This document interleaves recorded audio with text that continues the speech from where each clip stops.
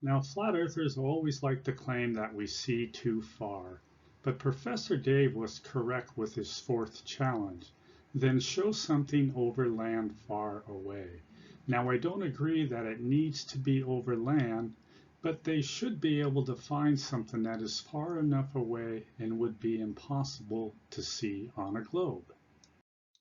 Now, this is a prime example of flat earth logic. This is the famous Joshua Nowicki Chicago photograph. So what did flat earthers do? They ran to the curvature calculator, they ignored the more accurate refracted hidden calculation, and they used the geographic hidden calculation to compare to this photograph. They said it did not match, therefore they proved the flat earth. But what did they ignore? Well, most of that skyline is hidden by the horizon, so under what logic does this support the flat Earth? So I did some research, and here are 4 photographs that can prove the flat Earth because they are not possible on the globe model. Now I have a lot of supporting evidence, and the video was much longer than I wanted. So I'm going to break this into 2 parts, and in this video we are going to take a look at these top 2 photographs here, and in the next video we will look at the 2 photographs on the bottom. So there were 3 requirements for these photographs. First, the target had to be big enough in angular size to be seen with the human eye, which of course means it would not be a problem for a P900.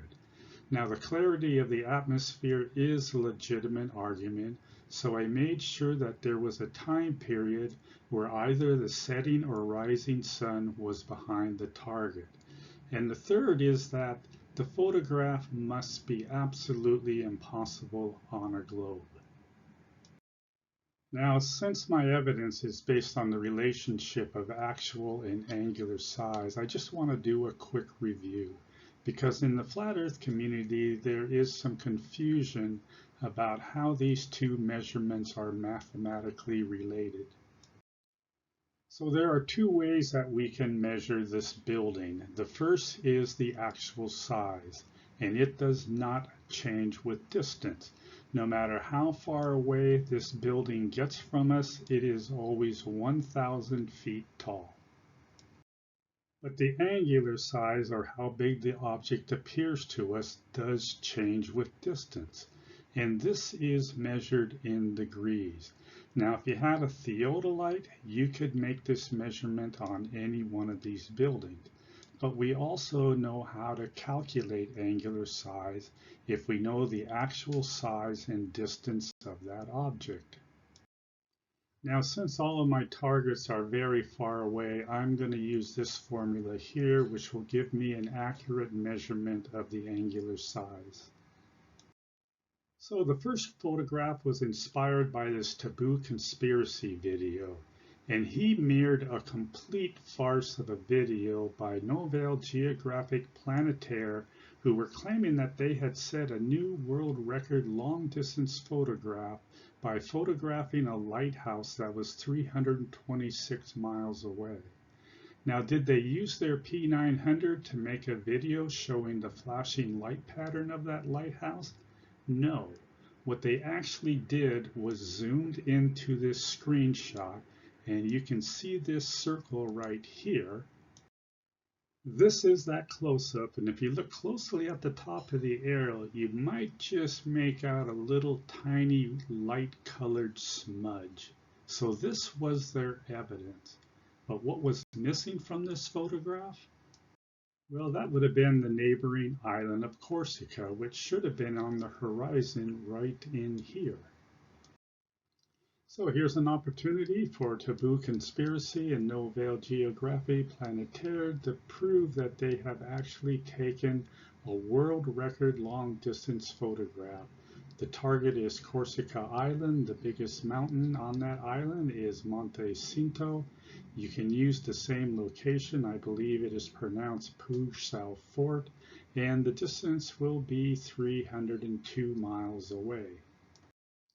So I made this scale drawing to show how big Montecito and the island of Corsica would appear to be compared to the sun from 302 miles away. So this photo is absolutely possible on a flat Earth. And the rising sun would be behind that island during these dates. So how did I make this scale drawing? First, I looked up the elevation of Montecito.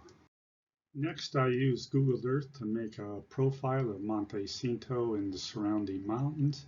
And then I scaled the top of Montecito so it intersected this ruler over here at about 8,900 feet. So the yellow line is the 302-mile measurement between Puig Salfort and Montecito. And I also added in this white line that goes to the lighthouse they were claiming was in their photograph. These are my calculations for the 0.32 degree angular size of Montecito. Now I have added a second ruler that measures in tenths of a degree, and I have scaled it so this line that intersects the top of Montecito is at 0.32 degrees. And since I know the sun is 0.53 degrees in angular size, I can scale a drawing of the sun to the ruler over here on the left. And now I have an accurate scale drawing that shows how big Montecito in Corsica would appear to be from 302 miles. So yes, this photograph is possible on a flat Earth. So to show that this is not possible on the globe, I need to make a curvature calculation. And here is the miles, here is the elevation, and I am going to use the refracted hidden of 32,785 feet. So for the globe Earth scale drawing, I started with a ruler that measures up to 35,000 feet.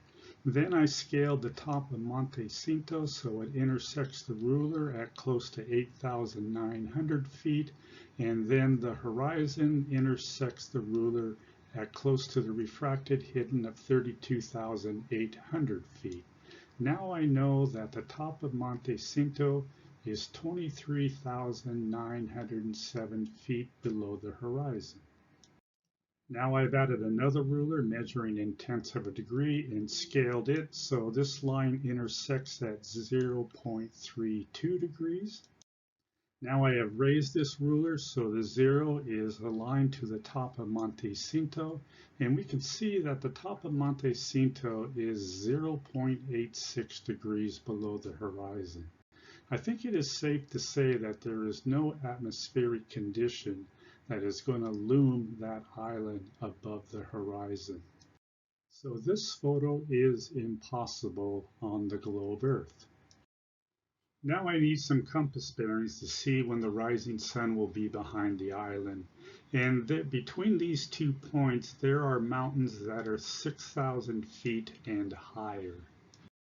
Now, timeanddate.com used a different spelling for Puig Salfort, but between March 7th and 23rd, the rising sun will be between these 2 compass bearings, and also between September 20th and October 7th.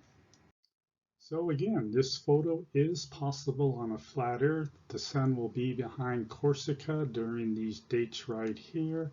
But to be honest, I really doubt if we are going to see this photograph. The next photograph was inspired by Anthony Riley, who was offered £1,000 to take a photograph of the Moor Mountains from the west coast of England. Now, Anthony was able to get a correct angular size of those mountains, but this is part of his response from a Flat Earth debate show of why that photograph was not possible. So let's have a listen. However, because the only one I randomly picked happens to be 674 meters high, it simply is not big enough to see, even with a zoom lens. It's just too small at 0.239 degrees. So of course the target for the second photo is the Moor Mountains. And Slieve Donard is the tallest mountain in that range. The location would be the Hoylake Lifeboat Station on the west coast of England, and this is a distance of 124.6 miles. And of course, this is open to any of these flat earthers up here because all of them have taken videos in this area. So here's my scale drawing showing how big Slieve Donard would appear to be compared to the Sun from 124.6 miles away. So I think it is quite obvious that 0.239 degrees would definitely be visible to both the human eye and a zoom lens. Now I've already gone into detail how I have made these drawings, so this time I'm just going to quickly go through my data so people can double check my work. There are 8 peaks in the Moor Mountains that are over 2,000 feet in elevation. This is the start of my flat earth drawing using actual size. This is the distance from Google Earth. This is a close-up of the Hoy Lake Lifeboat Station, and some of you might recognize this area in the circle here. About a year ago, both Ranty and Anthony Riley had taken videos from this location of Blackpool. The angular size calculation of Slieve Donard is 0.24 degrees. This is the angular size measurement of Slieve Donard. And with the scaled-in sun, it is easy to understand that this photograph is possible on a flat Earth. This is the refracted hitting calculation, and since it was such a low elevation at 18 feet, I added in 5 feet for a tripod. This is the globe Earth scale drawing in actual feet. Now the top of Slieve Donard is only 0.45 degrees below the horizon. But it would still take some very unusual atmospheric conditions to have this mountain range loom above the horizon from that short distance. So again, this photo is impossible on a globe Earth. These are the compass bearings for sunset, and it ranges between Slieve Muck on the south end and Slieve Donard on the north end.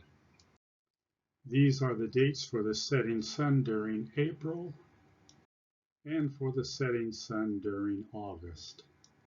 So again, this photo is absolutely possible on a flat Earth, and between these dates the sun will be behind those mountains. So here's an opportunity for any one of those 3 flat earthers to prove their point. So this is my challenge to any of these flat earthers, or actually any flat earther. Take one of these photographs and really prove that the Earth is flat.